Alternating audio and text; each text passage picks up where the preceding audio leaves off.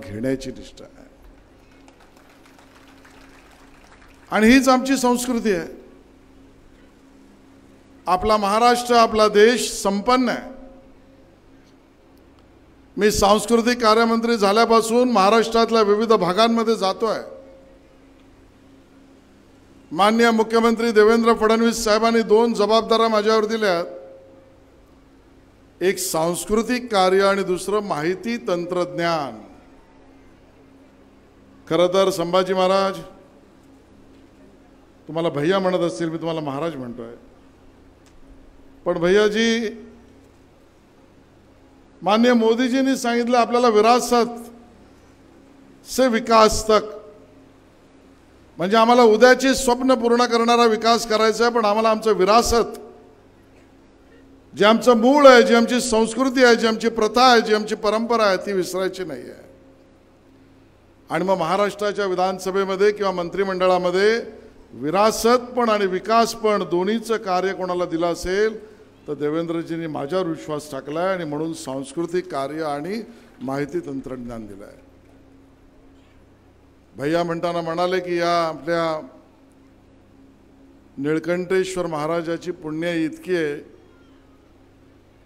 की जे काही विघ्न येणार असेल, दुःख येणार असेल, त्या दुःखाचं हरण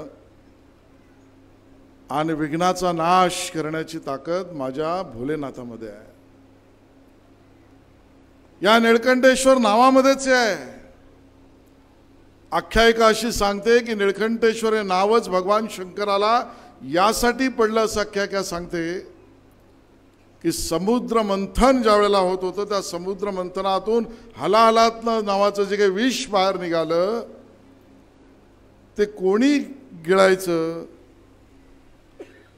तर ते माझ्या भगवान शंकराने पृथ्वीला वाचवण्यासाठी, निसर्गाला वाचवण्यासाठी स्वतःमध्ये घेतलं आणि निळकंठेश्वर नाव झालं। अशी ज्याची ताकद आहे, माहिती आहे, क्षमता आहे, तो भगवान शंकर, भगवान भोलेनाथ, आमचा निळकंठेश्वर या पृथ्वीवरील कोणावरही अन्याय, अत्याचार, दुःख होऊच देत नाही, अनाचार होऊच देत नाही। वेळीच स्वतःचा प्रभाव आणि आशीर्वाद आपल्या सगळ्यांना त्यातून बाहेर काढण्यासाठी त्या भगवानाचा आपल्याला मिळतो, भगवान शंकराचा आपल्याला मिळतो। मी आज मंदिराच्या प्रांगणामध्ये, मला राजकारण बोलायचं नाही आहे, राजकारणावर बोलायचे आखाडे खूप आहेत, त्यावर भाष्य करण्यासाठीचा काळ जवळ आलाच आहे, पण मी निळकंठेश्वराच्या चरणी नतमस्तक होऊन त्या पिंडावर डोकं ठेवून एकच सांगतो की जोपर्यंत देवेंद्र फडणवीसजीचं सरकार आणि मी मंत्री सांस्कृतिक आहे तोपर्यंत महाराष्ट्रातल्या असलेल्या सर्वात पौराणिक मंदिरांच्या जतन संवर्धनाचं काम केल्याशिवाय आम्ही शांत बसणार नाही, हे त्या ठिकाणी मी तुम्हाला सांगतो। अहो तो काळ वेगळा होता की मंदिरांच्या जतन संवर्धनासाठी निधीच नव्हता। एक निर्णय केला आम्ही आणि सांगितलं डीपीडीसी मधला एवढा टक्के निधी आता आमची विरासत, आमचा ऐतिहासिक वास्तू या संरक्षित करण्यासाठी वापरलाच गेला पाहिजे। आज 11 कोटी 12 कोटी आपण डीपीडीसीतनं दिलेत। 11व्या 10व्या शतकातलं हे मंदिर आपळेताई आणि गर्गे म्हणाले, त्यांनी मला दाखवलं सुद्धा, ज्या वेळेला त्याच्यावरचा रंग काढला, वरचं सिमेंट काढलं, वरचा पापुद्रे काढले, मग लक्षात आलं रे की आतमध्ये ही दगडाची असलेली वास्तू किती सुंदर आहे, ती आपल्याशी काहीतरी बोलू पाहते। त्या ठिकाणी असलेले सप्तखांब, सप्तशिला, बरोबर आहे ना, त्या सप्तशिला हे इतकं दुर्मिळ आहे, त्या दरवाजावरचे 7 दिसणारे आपल्याला खांब हे जगामध्ये सर्वात कमी ठिकाणी आहे, महाराष्ट्रात खूप दुर्मिळ आहे, त्यातलं एकमेव स्थान हे आपलं निलंग्यातलं निळकंठेश्वर मंदिर आहे। उमामहेश्वर आहे, भगवान शंकर आहे आणि बरोबर विष्णूची सुद्धा मूर्ती असलेलं, आणि ती पावन माझी मूर्ती ज्या उंचीची आहे, एवढ्या उंचीवरच्या असलेल्या मूर्त्या जगात शोधून सापडणार नाही अशी अद्वितीय मूर्ती ही आपल्या इकडे आहे. उमा महेश्वर आहे, पिंड आहे, विष्णूचा अवतार आहे, 7 खांब आहेत, 11व्या शतकातलं मंदिर आहे. बाहेर आल्यावर बघितलं तर त्या ठिकाणी केलेलं कोरीव नक्षी काम आणि मूर्त्या महिषासूर मर्दिनी सुद्धा आमची इथे आहे.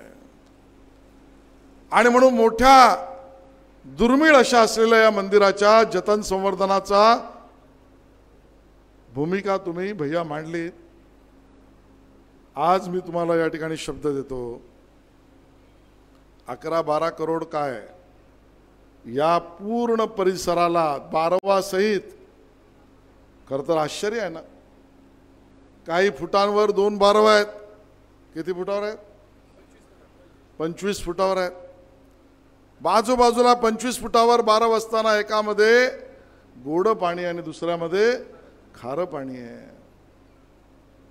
निसर्गाची जेवढी किमया आहे तेवढा माझ्या भोलेनाथाचा हा आशीर्वाद आहे, हे त्याचा परिचय आहे.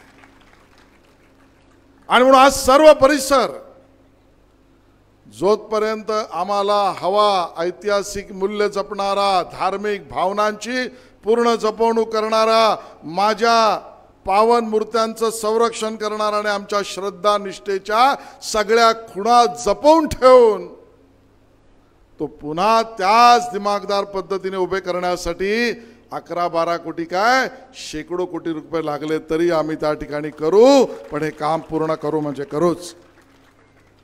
आज घोषित करतो मी, ही वास्तू जगाला हेवा वाटण्यासारखी होणार आहे.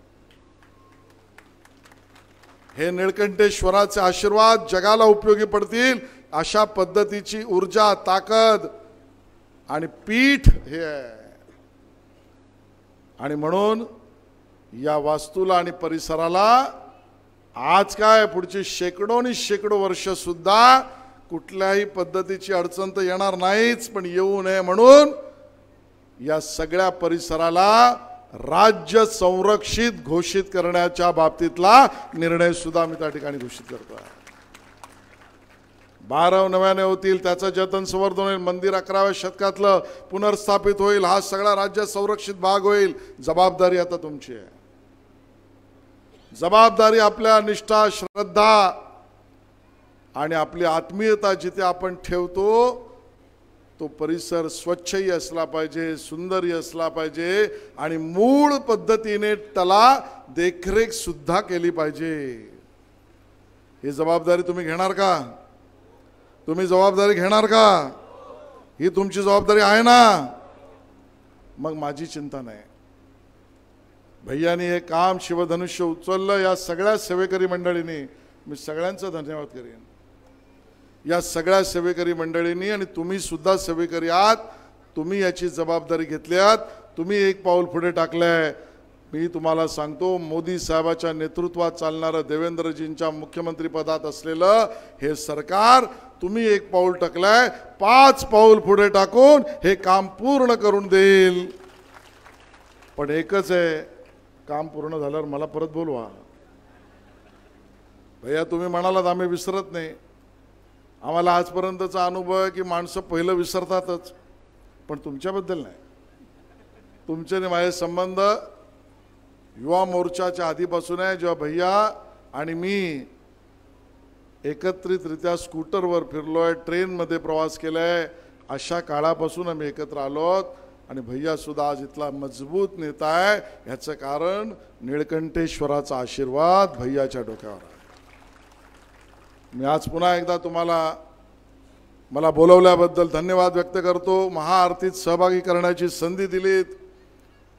मला भगवान शंकराचं, निळकंठेश्वराचं दर्शन करण्याचं पुण्य कर्म तुमच्यामुळे मला करता आलं. या मंदिर प्रांगणाच्या पुनर्वासनाच्या आणि पुनर्बांधणीच्या आणि पुनर्रक्षणाच्या कामात हातभार लावता आला. आणि सगळ्यात म्हणजे तुमच्या सगळ्या सेवेकरांचं दर्शन घेता आलं. त्याबद्दल पुन्हा एकदा तुमच्या सगळ्यांचा हात जोडून धन्यवाद व्यक्त करतो. जय हिंद, जय महाराष्ट्र. धन्यवाद साहेब. या देखण्या कार्यक्रमाचा आभार